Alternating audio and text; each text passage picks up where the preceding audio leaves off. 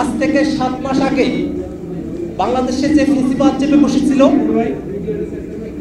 আওয়ামী লীগের নেতৃত্বাধীন সেই ফেসিবাদের বিরুদ্ধে বাংলাদেশের ছাত্র জনতা তাদের জীবন দিয়ে, তাদের রক্ত দিয়ে, তাদের সর্বোচ্চ ত্যাগের মহিমা দিয়ে আওয়ামী লীগের ফেসিবাদী শাসন ব্যবস্থা থেকে বাংলাদেশকে মুক্ত করেছিল।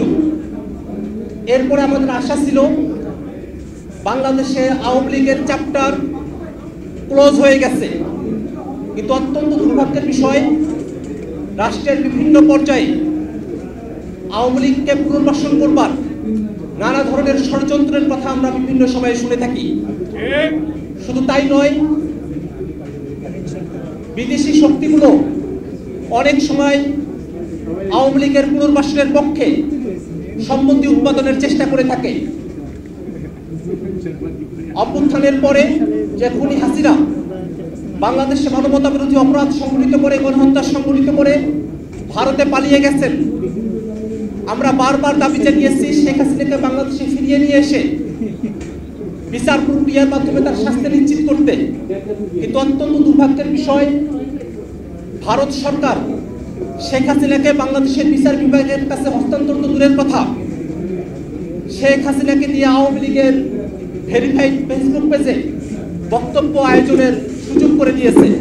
উৎসবে খুশি হবে নগদে বেশি, কারণ ঘন্টায় ঘন্টায় আছে গিফট জেতার সুযোগ। সারা দেশে জাতীয় নাগরিক পার্টি এনসিপির সমর্থক, শুভাকাঙ্ক্ষী এবং সারা দেশের সকল ছাত্র জনতাকে আমরা আহ্বান জানাই, আওয়ামী লীগের বিচার এবং নিবন্ধন বাতিলের দাবিতে সারা দেশে এনসিপির নেতৃত্বে ছাত্র জনতাকে সাথে নিয়ে বিক্ষোভ কর্মসূচি অব্যাহত থাকবে। আমরা বাংলাদেশের জনগণ 5 আগস্টে যে নতুন বাংলাদেশের স্বপ্ন দেখেছিলাম, সেই স্বপ্নের পথে সব থেকে বড় অন্তরায় হচ্ছে আওয়ামী লীগ।